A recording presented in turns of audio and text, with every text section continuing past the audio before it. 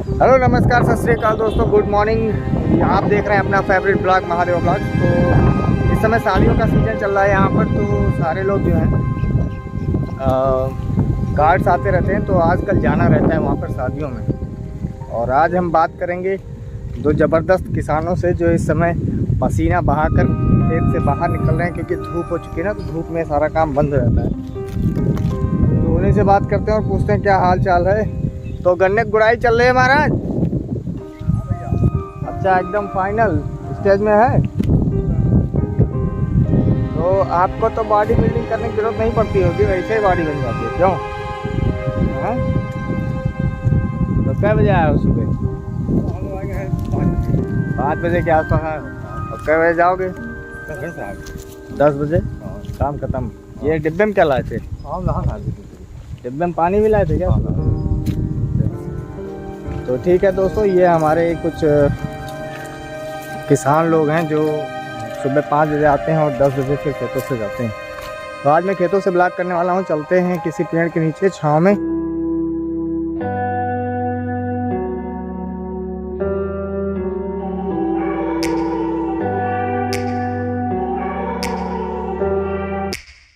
Take me back to a place where I felt at home. Take me back to a day when we weren't alone. Take me back to an age when the world felt small. Way back before we blew it all. Take me back to a place where I felt at home. Take me back to a day when we weren't alone. Take me back to an age when the world felt small. Way back before we blew it all. Too many things going on, I can't keep track. जैसा कि मैं बता रहा था, यहाँ पे शादियों का सीज़न चल रहा है ना इस वक्त। तो शादियों के सीज़न में क्या होता है कि बहुत सारे कार्ड आते हैं, 4 5 6 7 8 कार्ड। हर व्यक्ति के यहाँ जाना होता है शाम को। आप कितना खाना खा सकते हैं? कमेंट बॉक्स में ज़रूर बताइएगा आप कितनी शादियों में एक बार जाते हैं और खाना वाना खाते हैं। तो ये क्योंकि खेत में चलना थोड़ा मुश्किल काम होता है, आपको जूते वूते निकाल कर आने पड़ते हैं, चप्पल वप्पल पहन कर। तो अभी मैं आ चुका हूँ एक पेड़ के नीचे। ये पेड़ आप देख पा रहे हैं, सागौन का पेड़ है। यहाँ से बात करते हैं। तो दोस्तों, ये वही खेत है ना जहाँ से कहानी की शुरुआत होती है। मतलब ये जो खेत है ना, यहाँ के लोगों की रोजी रोटी का एकमात्र साधन है। तो गांव के लोग जो होते हैं वो खेतों में जाते हैं और वहाँ सुबह सुबह मेहनत करते हैं। और लगभग हर घर से कोई ना कोई आता है और मेहनत करता है। ये वही खेत हैं जहाँ से आप लोगों को चावल दाल ये सब मिलती है। और ये वही खेत हैं जहाँ पे गन्ने आदि की बुआई करके मेरी फीस आदि की व्यवस्था हुई है, इसलिए मैं इनको प्यार करता हूँ। हालांकि परिवार में और भी बहुत सारे लोग हैं जिन लोगों ने मेहनत किया है, और खेती किसानी मेरे घर वाले भी करते हैं। मैं किसान का बेटा हूँ और ये गर्व से कहता हूँ कि मैं किसान का बेटा हूँ। उसमें कोई किसान का बेटा क्या, मैं खुद को किसान समझता हूँ। उसके साथ मैंने पढ़ाई करी, तो मैं डॉक्टर हूँ प्रोफेशनली। लेकिन क्योंकि मेरे पास खेती है, हमारे पास खेती है, तो हम लोग खेती करते हैं। मैं खेती के बारे में जानता कुछ भी नहीं हूँ, क्योंकि मैं कभी भी खेती किया नहीं हूँ। बस अभी लोगों को देखता हूँ और उनसे पूछता रहता हूँ, तो थोड़ी बहुत इन्फॉर्मेशन मुझे भी मिल गई। क्योंकि मैं गांव का ज़रूर रहा हूँ, लेकिन मैं कभी शहर मतलब गांव में रहा नहीं।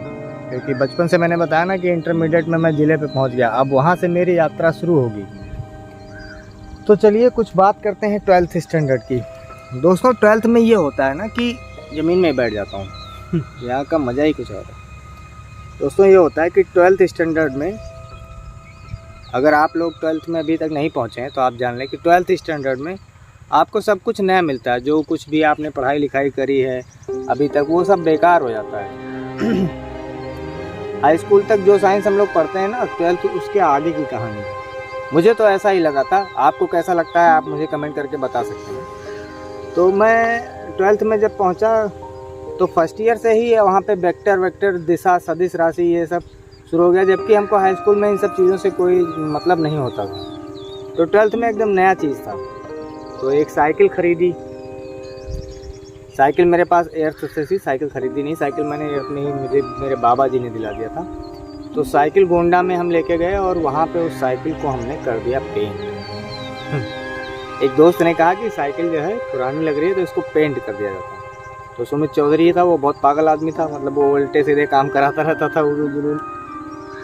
तो यहाँ पर देखिए कैसे कैसे चींटे भी यहाँ पे होते हैं खेतों में। आप अगर देख पा रहे होंगे तो थोड़ा बहुत आपको दिख पाएंगे, चींटे घूमते रहते हैं, तो इनसे भी बचना रहता है। सांप वाप भी होते हैं खेतों में सांप है, डिश खोपड़ा है जो बहुत ख़तरनाक होता है, वो अगर काट लिया तो आदमी मर ही जाएगा। तो वहाँ पे सुमित ने मेरी साइकिल करा दी पेंट, नीला नीला, पूरी साइकिल नीली नीली हो गई तो अब भाई स्टिकर कहाँ से चिपकाया जाए, अब स्टिकर बड़ी प्रॉब्लम बन गई। हम लोगों ने पहले साइकिल के जो बड़े दुकान थी वहाँ पे जाके बात की, तो उन्होंने कहा कि नहीं, मुझे जो है स्टिकर नहीं मिलता है, मैं आपको स्टिकर नहीं बेच सकता, और मेरे पास रहता भी नहीं है। तो हम लोगों ने बड़ी रिक्वेस्ट की थी छाबड़ा के यहाँ जाके, तो उन्होंने एक मेरी साइकिल थी A1 की, उन्होंने मंगा दिया हीरो का स्टिकर। अब मेरी हो गई मिस ब्रांड मिस ब्रांडिंग हो गई साइकिल। तो ये सुमित ने कराया था। अब उसी साइकिल पे हम क्या करते थे, सुमित को थोड़ा सा एक पैर में दिक्कत थी, उसको पैर में चलने से दिक्कत थी। मेरा वो दोस्त जो सुमित है ना, वो खो गया मतलब कि वो डीजल सेट, उसके पिताजी काम करते थे, तो एक चींटे ने मेरे पैर में भी काट लिया। तो उसके पिताजी डीजल सेट में काम करते थे, वो लोग गोरखपुर के थे, फिर बाद में पता नहीं चला कि वो लोग कहाँ चले गए। तो हम सुमित को डंडे पे आगे बिठाते थे और चलाते थे, फिर लेके जाते थे, ग्राउंड में घूमते थे हम लोग। और कभी कभी सुमित चलाता था, मैं बैठता था, तब भी घूमते रहते थे। तो हम लोग ऐसा ही करते थे। और सुमित मेरे घर पे भी लगातार रहता था, मेरी फैमिली भी सब कुछ जानते थे कि सुमित, अभिषेक कहाँ है, सुमित से पूछो पता चल जाएगा, और सुमित कहाँ है, अभिषेक से पूछो पता चल जाएगा। इस तरह की दोस्ती हो गई थी। तो अब आए कि भाई पढ़ाई लिखाई कैसे होना है, तो कोचिंग कर ही रहे थे हम लोग, पढ़ाई वढ़ाई शुरू हो गई। अब वहाँ पे एक सर थे DK सर, वो हमेशा पान खाते रहते थे। DK सर फिजिक्स बहुत अच्छा पढ़ाते थे, हालांकि वो BSc में फेल हो गए थे। लेकिन दोस्तों एक बात बता दूं यहाँ पे ना, कि भारत की शिक्षा पद्धति थोड़ी अलग है। अगर कोई चॉइस ऑफ सब्जेक्ट है तो आप उसमें आप स्पेशलाइजेशन नहीं कर सकते, आपको सब पास करना है, केमिस्ट्री भी पास करना है, मैथ भी पास करना है, फिजिक्स भी पास करना है, तब आप पास माने जाते हैं। लेकिन ऐसा नहीं होना चाहिए, विदेशों में भी सिंगल सब्जेक्ट्स पे अलाउ हैं कि आप पास हो सकते हैं, लेकिन इंडिया में नहीं था। तो फिजिक्स के बहुत अच्छे विद्वान थे DK सर, ये मैं कहूँगा विद्वान कहूँगा उनको, क्योंकि वो आप सवाल बोलिए 12th स्टैंडर्ड का और वो फिजिक्स का जवाब दे देते थे। तो वहाँ पे DK सर पान बहुत खाते थे और बहुत ही मस्त मौला आदमी रहते थे शायद उनकी कुछ प्रेम कहानी थी, वो उनकी प्रेम कहानी कुछ टूट टाट गई थी, तो वो बहुत दुखी रहते थे DK सर, लेकिन फिजिक्स में बहुत बुरी तरह से घुसे रहते थे। तो एक डायलॉग मारा करते थे कि पूरे गोंडा में 5 रुपए का पान मिलता है, DK का नाम बताएगा तो तुझे 2 रुपये में पान मिलेगा। मतलब इतना ज़्यादा पान खाते थे वो। हालांकि उनसे हम लोग अप्रिशिएट नहीं हुए, और अभी तक मैं मतलब जब 12th स्टैंडर्ड में पहुंच गया तब तक मैं पान, गुटखा, सिगरेट, बीड़ी, तंबाकू, इन सब चीज़ों से बहुत दूर रहा। और आप लोगों से कहना चाहूँगा कि आप लोग भी इन सब चीज़ों से दूर रहें। हाँ, तो 12th की एक ऐसी घटना बताता हूँ जो आपको हंसने के लिए मजबूर कर देगी। एक्चुअली दोस्तों जब हम लोगों का ये हो गया ना कि अब मैंने आपको बताया था कि एक कंपटीशन हुआ था कि ज़िले में जो अच्छे स्कूल्स के लड़के हैं उनको, हर ज़िले से उन लड़कों को फिर स्टेट लेवल की प्रतियोगिता में जाना था। तो हम और विवेक मिश्रा, ये 2 लोग सेलेक्ट हुए थे जिनको जाना था इलाहाबाद GIC, वहाँ पे देना था भाषण प्रतियोगिता में। भाषण वाद विवाद प्रतियोगिता थी। दोस्तों आप देखिए यहाँ पे क्या लग गया मेरे पैंट, ये लटजीरा के दाने लग जाते हैं अगर खेतों में आप आएँ। लटजीरा, इसको लाचिचड़ा भी बोलते हैं, जिसको अपमार्ग भी कहा जाता है। अपमार्ग एक औषधि है, बाद में हम इसके बारे में चर्चा करेंगे। लेकिन यहाँ खेतों में आने पे चिपक जाते हैं ये, तो आप इसे छुड़ा सकते हैं। तो हमने ये सिस्टम बनाया कि हमें विकास और विवेक मिश्रा को जाना था, लेकिन सुमित मेरा बहुत फास्ट फ्रेंड था, तो मैं सुमित को भी ले जाना चाहता था। अब हम लोगों को घर से 500 रुपये मिले हमें और विवेक को, तो हम लोगों ने पहले तय किया कि जो भी पैसा होगा उसमें सुमित को भी ले चला जाएगा। तो भैया हम लोग पहुँचे बस में बैठे, तो हमने और विवेक मिश्रा नहीं, हमने और सुमित चौधरी ने तो टिकट ले लिया, लेकिन विवेक मिश्रा ने कहा पैसा बचाना है, मैं WT जाऊँगा, विदाउट टिकट जाऊँगा। अब ये बचपना है वहाँ उससे। अब सोचिए बस में 3 वाले सीट पे हम लोग बैठ गए, विवेक मिश्रा को ऐसे घुमा के मोड़ के बिठा लिया अंदर, ऐसे ही कि लग रहा था कि लगेज है।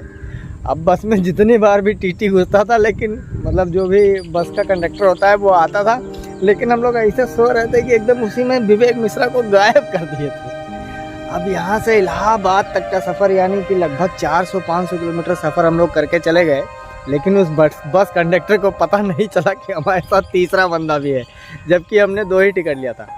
ये गलती करी है बचपन में। एक ही बार WT गए हैं, वही एक बार बस में, वो भी मैं नहीं गया, मेरा फ्रेंड था, लेकिन मैं पूरा कोऑपरेट कर रहा था, पूरा आत्मविश्वास मैं ही दे रहा था कि नहीं जो होगा देखा जाएगा, फिर टिकट ले लिया जाएगा और क्या होगा, हम लोग स्टूडेंट हैं, बच जाएंगे। तो इस तरह से एक कहानी है जो हमने बचपन में छोटी छोटी गलतियाँ करी। उसके बाद हम लोग GIC पहुँचे, वहाँ भाषण वाद विवाद प्रतियोगिता हुई बढ़िया से, शायद 2-3 दिन का वहाँ ट्रिप था हम लोगों का, सब अच्छे से खाना मिला और फिर वहाँ भाषण वाद विवाद प्रतियोगिता हुई, वहाँ पे भी सफलता मिली हम लोगों को और फिर लौट के अपने अपने घर आए। लेकिन लौटते समय हम लोगों ने टिकट करा लिया तीनों। तो ये होती है दोस्ती दोस्तों, फ्रेंडशिप बहुत स्ट्रांग होती है और इस जो बचपन की दोस्ती होती है बहुत कुछ कर गुजरने को मतलब वो आपके लिए कुछ भी कर सकते हैं। तो आशा करता हूँ आपको ब्लॉग में मज़ा आ रहा होगा और बने रहिएगा ब्लॉग पे, चैनल को सब्सक्राइब करिएगा, वीडियो को लाइक करिएगा। जो भी नए दोस्त हैं उन सभी को राम राम। और आप सबका बहुत अच्छा सपोर्ट मिल रहा है। मुझे नहीं पता कि ब्लॉगिंग कैसे की जाती है, फिर भी मैं बहुत एक्सपर्ट तो नहीं हूँ, लेकिन फिर भी मैं आपको अच्छे ब्लॉग्स दूँगा। और 12th के आगे की कहानी जो है वहाँ से अभी स्मूथ चला है सब कुछ, लेकिन उसके बाद एक ऐसा तूफ़ान आएगा मेरी ज़िंदगी में जो सब कुछ पलट के रख देगा। बहुत मेहनत किया है मैंने अपने करियर को बनाने के लिए।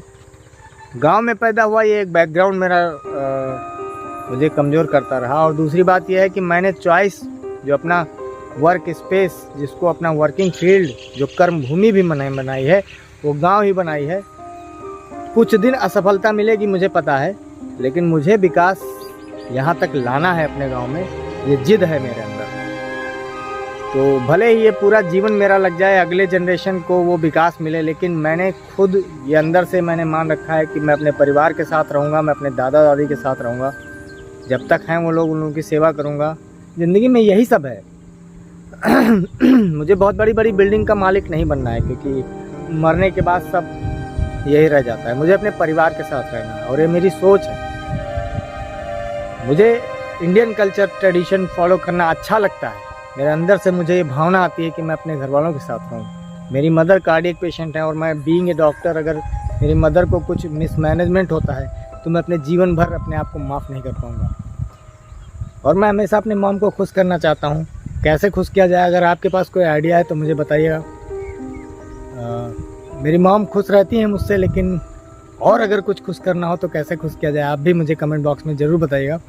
इसी के साथ आज का ब्लॉग बंद करते हैं। अगर कुछ नया होता है तो आपको फिर से नए वीडियो मिलेंगे। तब तक के लिए जय हिंद।